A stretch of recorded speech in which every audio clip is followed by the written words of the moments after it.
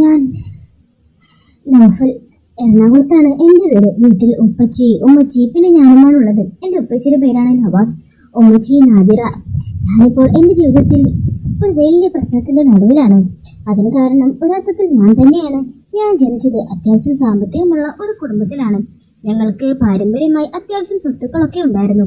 പക്ഷെ എൻ്റെ ഉപ്പയുടെ പിടിപ്പില്ലായക കൊണ്ട് ഞങ്ങൾക്കിപ്പോൾ ഒന്നുമില്ല. ഉപ്പ അറിയാത്ത ബിസിനസ് ചെയ്ത് എല്ലാം തുളച്ചു. അവസാനം എല്ലാം പോയി കടവും കടക്കണിയായി. എൻ്റെ ഉപ്പച്ചിയുടെ വീട്ടുകാർ നാട്ടിലെ പ്രമാണിമാരായിരുന്നത് കൊണ്ടാണ് വാപ്പച്ചിക്ക് ഉമ്മച്ചിയെ പോലെ ഒരു ഭാര്യയെ നിക്കാഹ് കഴിക്കാൻ പറ്റിയതെന്ന് എനിക്ക് പലപ്പോഴും തോന്നിയിട്ടുണ്ട്. അത്രയ്ക്ക് മുഞ്ചിലുള്ള പെണ്ണായിരുന്നു എൻ്റെ ഉമ്മച്ചി. ആ പാവത്തിനെ വാപ്പച്ചിയെ കിട്ടിയത് കൊണ്ട് കണ്ണീരും മാത്രമേ കിട്ടിയിട്ടുള്ളൂ.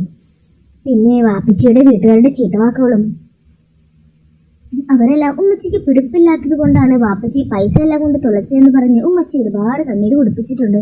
ഞാൻ പലപ്പോഴും ഓർക്കാറുണ്ട് വാപ്പച്ചി പൈസ തുളച്ചതിന് ഉമ്മച്ചി എന്ത് പിഴച്ചു എന്ന്. ഇതൊക്കെ ആണെങ്കിലും എൻ്റെ വാപ്പച്ചിയും ഉമ്മച്ചിയും നല്ല സ്നേഹത്തിലായിരുന്നു. അതായിരുന്നു എൻ്റെ ഏക ആശ്വാസം. വാപ്പച്ചിയുടെ ബിസിനസ് എല്ലാം തുലഞ്ഞിരുന്നപ്പോഴാണ് വാപ്പച്ചിയുടെ ഒരു ഫ്രണ്ട് ഞങ്ങളുടെ രക്ഷകനായി വന്നത്. ഇതെല്ലാം വാപ്പച്ചിയുടെ ഫ്രണ്ടിന് ഗൾഫിൽ ബിസിനസ് ആണ്. അങ്കിൾ വാപ്പച്ചിയെ ഗൾഫിലേക്ക് കൊണ്ടുപോയി അവിടെ ജോലി കൊടുത്തു. അതുകൊണ്ട് വാപ്പച്ചി ഇപ്പോൾ ഗൾഫിലാണ്. വാപ്പച്ചി ഗൾഫിൽ പണിയെടുത്ത് അത്യാവശ്യം കടമൊക്കെ വീഴ്ത്തി. പിന്നെ എൻ്റെ വാപ്പച്ചിക്കും ഉമ്മച്ചിക്കും ഞാൻ ഒറ്റ പുത്രനായതുകൊണ്ട് അവർക്ക് വേറെ പ്രാരാബ്ദങ്ങളൊന്നുമില്ലായിരുന്നു. ഞാനാണെങ്കിൽ പഠിക്കാനൊക്കെ മിടുക്കനായതുകൊണ്ട് തന്നെ നന്നായി പഠിപ്പിച്ച് കോളേജിൽ നിന്ന് നല്ല മാർക്കോടെ പാസ് ഔട്ടായി. എനിക്കങ്ങനെ ആരുടെയും കീഴിൽ പണിയെടുക്കാൻ വലിയ താല്പര്യമില്ലായിരുന്നു. ഉമ്മച്ചിയുടെ കണ്ണീര് കണ്ട് വളർന്നത് കൊണ്ടാണ് എന്ന് തോന്നുന്നു. എങ്ങനെയെങ്കിലും ബിസിനസ് ചെയ്ത് 10 കാശ് ഉണ്ടാകണമെന്നായിരുന്നു എൻ്റെ ലക്ഷ്യം. പക്ഷേ എൻ്റെ ജീവിത സാഹചര്യം കൊണ്ട് 3-4 വർഷം ഒരു ഫിനാൻസ് കമ്പനിയിൽ അക്കൗണ്ടന്റായി ജോലി എടുക്കേണ്ടി വന്നു. അവിടെ ഞാൻ അക്കൗണ്ടന്റ് ആയിട്ടാണ് തുടങ്ങിയതെങ്കിലും പോകെ പോകെ ഞാൻ അവിടുത്തെ ഓൾ ഇൻ ഓളായി മാറി. ഫിനാൻസ് കമ്പനിയുടെ ABC ഞാൻ അവിടെ നിന്ന് പഠിച്ചു. അതിന് ഇടയ്ക്ക് വാപ്പച്ചിയുടെ ഫ്രണ്ടിനോട് പറഞ്ഞ് ഗൾഫിൽ എനിക്ക് ജോലി ശരിയാക്കാമെന്ന് പറഞ്ഞു. എന്നെ ഒരുപാട് പ്രാവശ്യം നിർബന്ധിച്ചെങ്കിലും അങ്ങോട്ട് പോകാൻ താല്പര്യമില്ലാത്തതുകൊണ്ട് ഞാൻ ഒഴിഞ്ഞു മാറി. അതിന് കാരണം നാട്ടിൽ നിന്ന് തന്നെ പോയതെല്ലാം തിരിച്ചു പിടിക്കുമെന്ന എൻ്റെ വാശിയായിരുന്നു.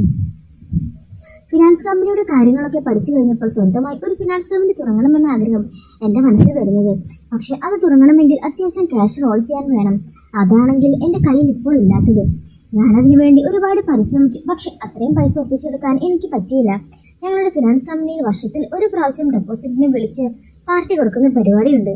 അങ്ങനെ ഒരു പാർട്ടിയിൽ വെച്ചാണ് ഞാൻ സണ്ണിയെ കോച്ചിയെ പരിചയപ്പെടുന്നത്. എന്നെക്കാളും ഒരു 3-4 വയസ്സാൾക്ക് കൂടുതലുണ്ടാകും. സണ്ണിക്ക് ബിസിനസ്സാണ്. അത് സണ്ണി ഉണ്ടാക്കിയെടുത്ത ബിസിനസ് ഒന്നുമല്ല, അവന്റെ അപ്പനായിട്ട് ഉണ്ടാക്കിയതാണ്.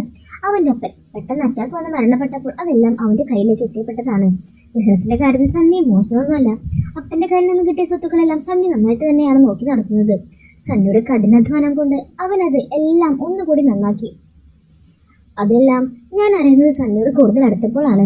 എനിക്ക് ഇതെല്ലാം അറിഞ്ഞപ്പോൾ സണ്ണിയോട് വല്ലാത്തൊരു ബഹുമാനമായി. ഫിനാൻസ് കമ്പനിയിൽ ജോലി തുടങ്ങിയപ്പോൾ ഞാൻ അല്പസ്വല്പം അഭിമാനമൊക്കെ തുടങ്ങിയിരുന്നു. എൻ്റെ വീട്ടിൽ ഉമ്മച്ചിക്ക് മദ്യപിക്കുന്നത് ഇഷ്ടമല്ല. പലപ്പോഴും ഞാൻ വൈകി അങ്ങനെ കുടിച്ച് വീട്ടിൽ ചെന്ന ഉമ്മച്ചി വീട്ടിൻ്റെ വാതിൽ തുറക്കില്ല. ഞാൻ പിന്നെ വീടിൻ്റെ പുറത്ത് കിടക്കണം. പോകെ പോകെ ഒരു പതിവായപ്പോൾ ഞാൻ വീടിൻ്റെ മുകളിലൂടെ അകത്ത് കയറാനൊരു വഴി കണ്ടുപിടിച്ചു. അവിടെ ഒരു താക്കോലും വെച്ചു. അതോടുകൂടി പിന്നെ എനിക്ക് കൊതുകടി കൊണ്ട് വീടിൻ്റെ പുറത്ത് കിടക്കേണ്ടി വന്നിട്ടേ ഇല്ല. അങ്ങനെ അത് മദ്യപാനം കുറച്ച് കൂടിയപ്പോൾ ഞാൻ വെറുതെ തുടങ്ങിയ ശീലമല്ല, അതെനിക്ക് ഒരുപാട് ബിസിനസ് കണക്ഷൻ ഉണ്ടാക്കി തന്നു.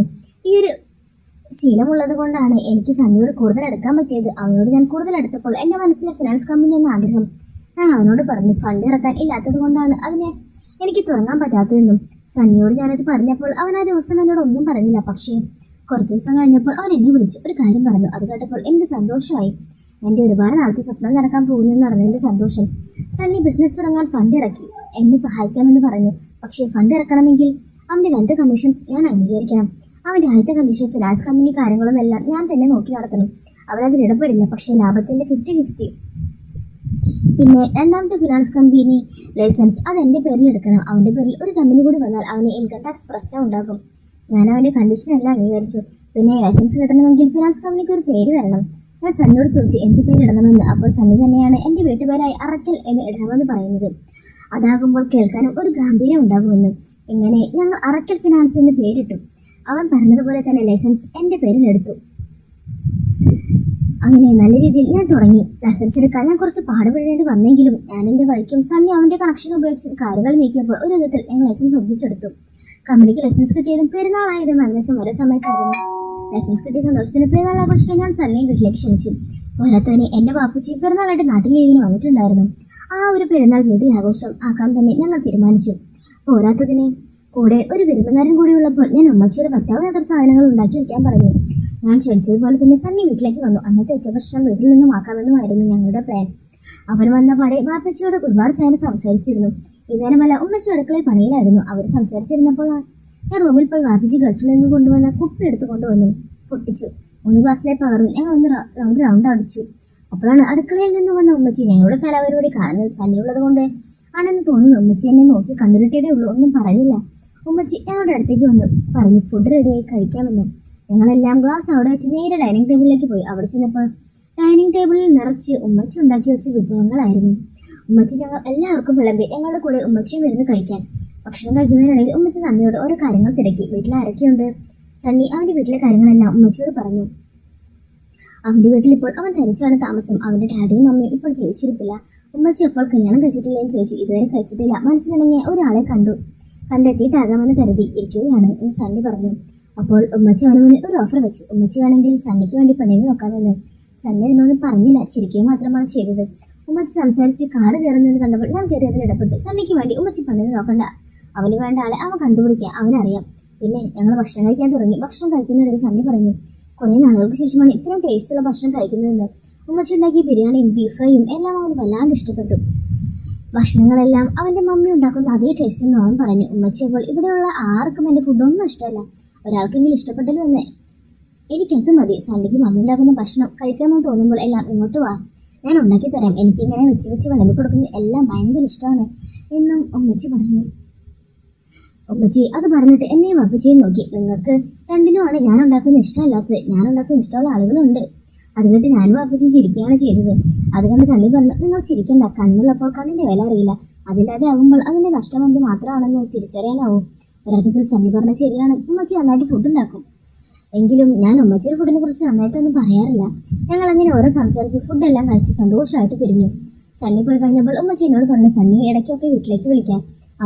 അവന്റെ മമ്മിയുടെ കാര്യം പറഞ്ഞപ്പോൾ ഉമ്മച്ചിക്ക് സെന്റിമെന്റ് ആയിരുന്നത് എനിക്ക് മനസ്സിലായി. അങ്ങനെ ലൈസൻസ് കിട്ടിയ ശേഷം ഞങ്ങളുടെ ഫിനാൻസ് കമ്പനിയുടെ ഉദ്ഘാടനമെല്ലാം പെട്ടെന്നായിരുന്നു. എനിക്ക് നാട്ടിൽ അത്യാവശ്യം കണക്ഷൻ ഉള്ളത് കൊണ്ട് ബിസിനസ് പിടിക്കാൻ വലിയ പാടൊന്നും ഉണ്ടായിരുന്നില്ല.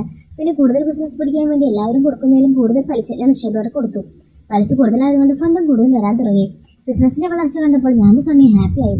സണ്ണി ഫ്രീ ആകുമ്പോൾ എല്ലാം വീട്ടിൽ വരാൻ തുടങ്ങി. ഉമ്മച്ചി അവനും എനിക്ക് വേണ്ടി വിഭവസമൃദ്ധമായ ഭക്ഷണം ഉണ്ടാക്കി തരുവാനും തുടങ്ങി. നാളുകൾ കഴിയും തോറും സണ്ണി എനിക്ക് എന്റെ കൂടപ്പുറപ്പ് പോലെയായി. ഉമ്മച്ചിക്ക് സണ്ണിയോട് സ്നേഹം കാണുമ്പോൾ അവനും ഉമ്മച്ചിക്ക് സ്വന്തമായി എന്ന് എനിക്ക് തോന്നിയാറുണ്ട്. കാര്യങ്ങളെല്ലാം അങ്ങനെ നന്നായിട്ട് പോകുമ്പോഴാണ് ഉമ്മച്ചിയുടെ ബർത്ത്ഡേ വരുന്നത്. വീട്ടിൽ അങ്ങനെ അതും ഒന്നും ആഘോഷിക്കാറില്ല. ഉമ്മച്ചി ചിലപ്പോൾ വല്ല പായസം ഉണ്ടാക്കും, അതിനപ്പുറം ഒന്നുമില്ല. ഞാൻ അന്ന് ഓഫീസിലിരുന്നപ്പോൾ സണ്ണിയോട് ഉമ്മച്ചിയുടെ ബർത്ത്ഡേ കാര്യം പറഞ്ഞു. അത് കണ്ടപ്പോൾ അവൻ എന്നോട് പറഞ്ഞു, ഇന്ന് വൈകിട്ട് നമുക്ക് ആഘോഷിച്ചാലോ എന്ന്. ഞാൻ പറഞ്ഞു, ഞങ്ങളതൊന്നും ആഘോഷിക്കാറില്ല, ഞാനിത് നിന്നോട് പറഞ്ഞതേ ഉള്ളൂ എന്ന്. ഞാൻ വൈകിട്ട് ഉമ്മച്ചിയുടെ ബർത്ത്ഡേ വിഷയം വീട്ടിലേക്ക് വരുന്നുണ്ട് എന്നും പറഞ്ഞാണ് ഓഫീസിൽ നിന്നും അന്ന് പോയത്. പിന്നെ പോകുന്നതിന് മുമ്പ് അവൻ തന്നെ എന്നോട് പറഞ്ഞു, ഉമ്മച്ചിയുടെ ഈ കാര്യം പറയണ്ട, ഉമ്മച്ചിക്ക് ഒരു സർപ്രൈസ് കൊടുക്കാമെന്ന്. സണ്ണി പറയണ്ടെന്ന് പറഞ്ഞതുകൊണ്ട് ഞാൻ വീട്ടിൽ ചെന്നപ്പോൾ ഉമ്മച്ചിയോട് ഒന്നും പറഞ്ഞില്ല. അവൻ പറഞ്ഞതുപോലെ തന്നെ സന്ധ്യ ആയപ്പോൾ അവൻ വീട്ടിലേക്ക് വന്നു. അവൻ വെറും കൈയോട് കൂടിയല്ല വന്നത്. ഉമ്മച്ചിക്ക് കൊണ്ട് ഒരു ബർത്ത്ഡേ കേക്കും പിന്നെ ഒരു പ്രസന്റും അവൻ വന്നപ്പോൾ കൂടെ കരുതിയിരുന്നു. അവന്റെ ബർത്ത്ഡേ സർപ്രൈസ് കണ്ട് ഉമ്മച്ചി ശരിക്കും ഹാപ്പിയായി. പക്ഷെ ഞാൻ വണ്ടടിച്ചു പോയത് അവന്റെ ബർത്ത്ഡേ പ്രസന്റ് കണ്ടിട്ടാണ്. അവൻ എത്ര വലിയ കൂടിയ സാരിയും കോൾ ചെയിനും ഉമ്മച്ചിക്ക് ബർത്ത്ഡേ പ്രസന്റ് ആയി കൊടുക്കുമെന്ന് ഞാൻ കരുതിയില്ല. ഉമ്മച്ചിയെ തുറന്നു കണ്ടപ്പോൾ ശരിക്കും ഹാപ്പിയായി. ഉമ്മച്ചി എന്റെ മുന്നിൽ വെച്ച് അവനെ കെട്ടിപ്പിടിച്ചാണ് താങ്ക് യു പറഞ്ഞത്. എനിക്കത് കണ്ടപ്പോൾ സന്തോഷമായി. ഉമ്മച്ചിക്ക് ഇപ്പോൾ അവന് എന്നെ പോലെ ആയി എന്ന് എനിക്കറിയാമായിരുന്നു. ഉമ്മച്ചി രാത്രിത്തേക്ക് എന്തെങ്കിലും സ്പെഷ്യൽ അത്താഴം ഉണ്ടാക്കാമെന്ന് പറഞ്ഞ് അടുക്കളയിലേക്ക് പോകുന്നത് കണ്ടപ്പോൾ സണ്ണി പറഞ്ഞു, ഇന്നിനി ഒന്നും ഉണ്ടാക്കണ്ട, നമുക്ക് പുറത്തുനിന്ന് കഴിക്കാം. എന്നിട്ട് ടീച്ച് അവന്റെ വക എന്ന്. ഉമ്മച്ചി നന്നായി അണിഞ്ഞൊരുങ്ങിയാണ് അന്ന് ഞങ്ങളുടെ കൂടെ പുറത്തു വന്നത്. സണ്ണി അന്ന് ഞങ്ങളുടെ നാട്ടിലെ മുന്തിയ ഒരു ഹോട്ടലിൽ തന്നെയാണ് കൊണ്ടുപോയത്. ഞങ്ങൾ അവിടെ നിന്ന് ഫുഡെല്ലാം കഴിച്ച് ഹാപ്പി ആയിട്ട് അവിടെ പിരിഞ്ഞത്. ഉമ്മച്ചിയെ ദിവസത്തെ പോലെ ഹാപ്പി ആയിട്ട് ഞാൻ എൻ്റെ ജീവിതത്തിൽ ഇതുവരെ കണ്ടിട്ടില്ല. ഞങ്ങളുടെ ഫിനാൻസ് കമ്പനി ആദ്യത്തെ 6 മാസം കൊണ്ട് തന്നെ ക്ലച്ച് പിടിച്ചു. സണ്ണിക്ക് ഇറക്കിയ പണമെല്ലാം ഞങ്ങൾ തിരിച്ചു പിടിച്ചു. ഞാൻ പ്രതീക്ഷിച്ചതിനും കൂടുതലായിരുന്നു ടേൺ ഓവർ. കുറച്ച് നാളുകൾ കൊണ്ട് കൂടുതൽ ഫണ്ട് വരാൻ തുടങ്ങിയപ്പോൾ സണ്ണിയാണ് എന്നോട് പറഞ്ഞത് സ്റ്റോക്ക് മാർക്കറ്റിൽ പൈസ ഇറക്കിയാൽ പൈസ വരാമെന്ന്. അവനെ കുറച്ച് കണക്ഷൻസ് ഉണ്ട്, അവർ വഴി പൈസ ഇറക്കിയാൽ ഡബിൾ പിടിക്കാമെന്ന്.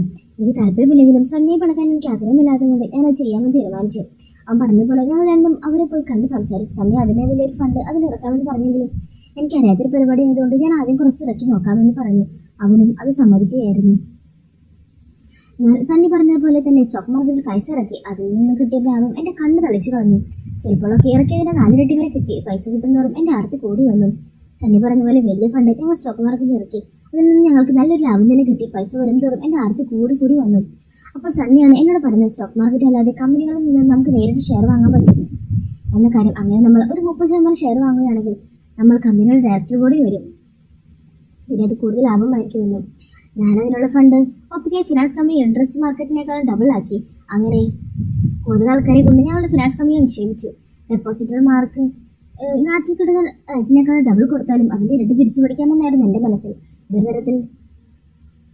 ഒരു തരം കളിയാണ് എന്ന് എനിക്ക് അപ്പോൾ അറിയില്ലായിരുന്നു. ലാഭം കിട്ടിയ പൈസ കണ്ട് കണ്ണു തന്നെ ഞാൻ സണ്ണി പറഞ്ഞ പോലെ ഫണ്ട് ഒപ്പിക്കാനുള്ള നെട്ടോട്ടമായിരുന്നു. ഞങ്ങൾക്ക് അതിന് വലിയൊരു എമൗണ്ട് തന്നെ വേണം.